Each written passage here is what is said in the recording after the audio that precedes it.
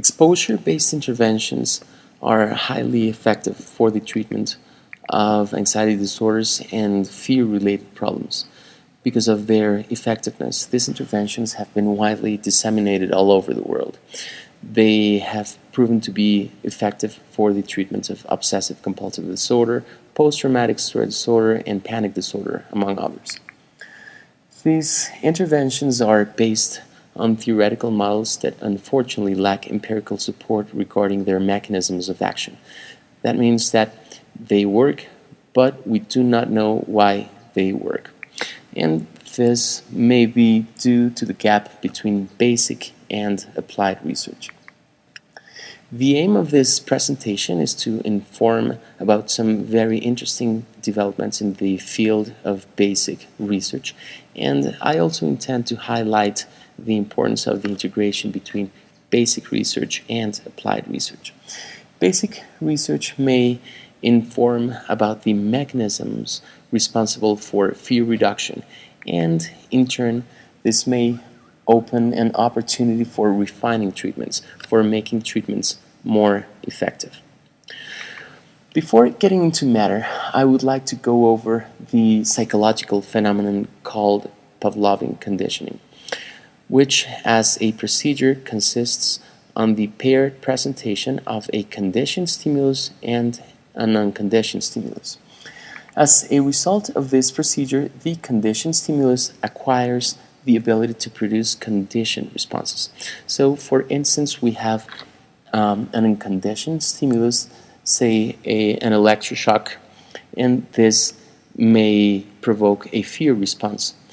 Additionally, we may think of a conditioned stimulus, for instance, a tone that by itself doesn't produce much more than an orienting response.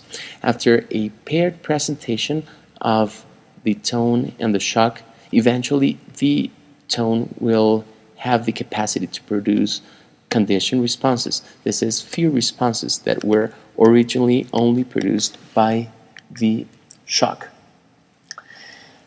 As a procedure, extinction consists on the repeated presentation of the conditioned stimulus in the absence of the unconditioned stimulus. This is the presentation of the tone alone, without the presentation of the shock. As a result of this procedure, it is likely to observe a decrease of the fear response previously acquired. This takes us to the question of what causes extinction. There is this very influential theory called the emotional processing theory, proposed by Foa and Kozak in 1986. This theory was based on the bioinformational theory proposed by Peter Lang.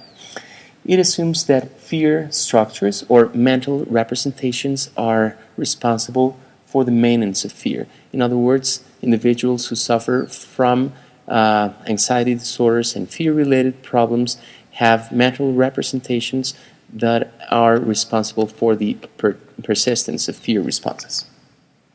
So these fear structures must be modified.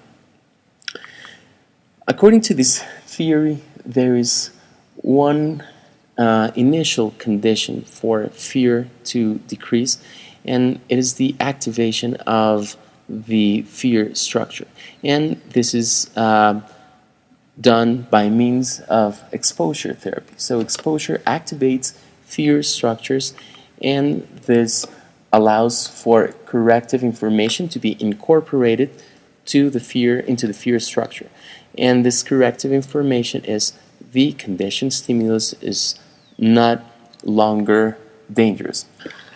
However, according to research, initial fear activation as well as gradual fear decrease within sessions and between sessions are not necessary conditions for fear to decrease in the long run.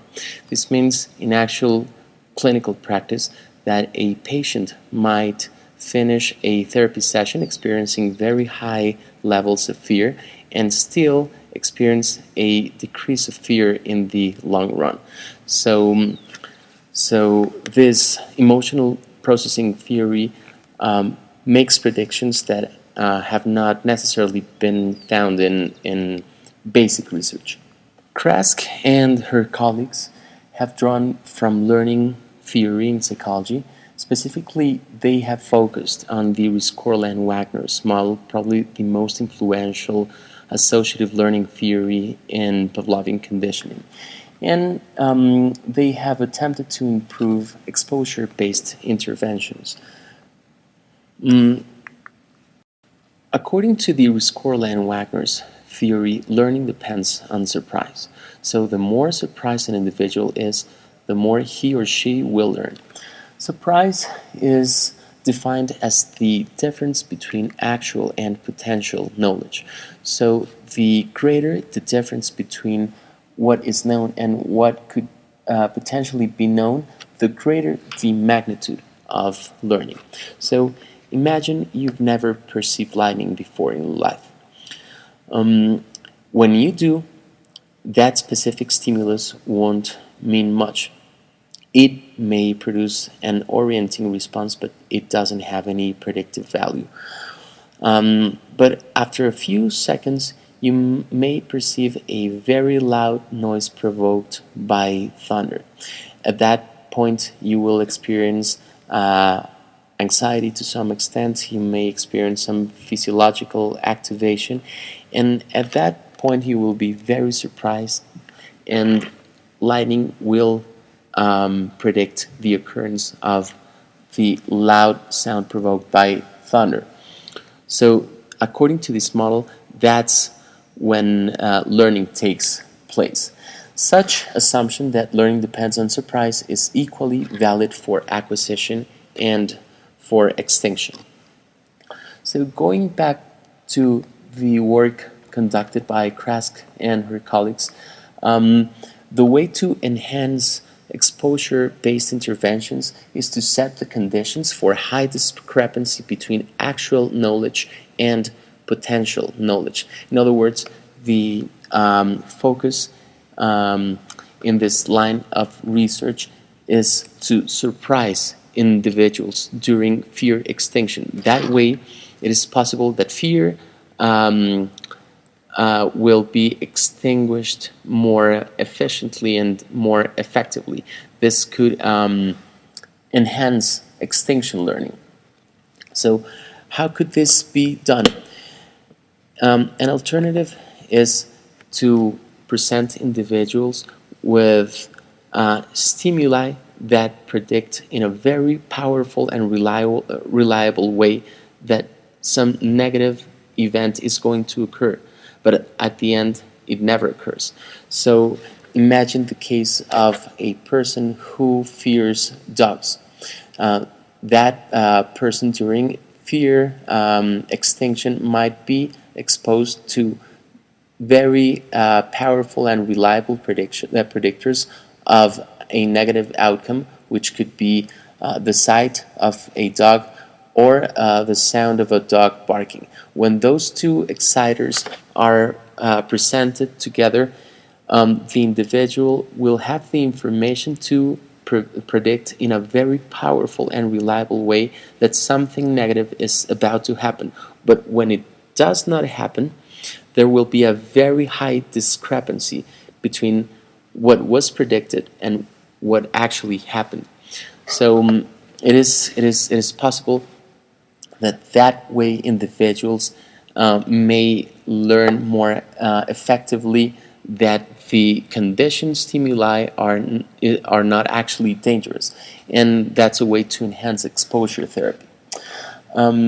As far as I know, most of these research has been conducted with non-clinical samples, and still further evidence is needed for this approach in order to implement it extensively with clinical populations. There is another very interesting issue related to some extent with what we just covered, and it is instrumental versus Pavlovian mechanisms in fear extinction. According to bifactorial theories, every time an individual avoids a fear situation or a fear stimulus, the fear he or she experiences decreases. In other words, A person suffering from an anxiety disorder learns that every time he or she moves away from what he or she fears, the fear experience diminishes. So that's why, according to bifactorial approaches, it is thought that fear persists because of avoidance responses. Therefore, it is suggested to patients not to avoid fear situations or stimuli, and that's what you will find in most intervention protocols and intervention guidelines. However, instrumental responses or avoidance responses have found not to be critical for the decrease of fear responses. In an experiment conducted with animals, it was found that the presentation of a signal that indicated the termination of an aversive stimulus that was sufficient enough to decrease fear expression. There is an important clarification I would like to make, and it's that instrumental behavior refers to relationships between behavior and consequences, whereas Pavlovian processes refer to relationships between stimulus and stimulus.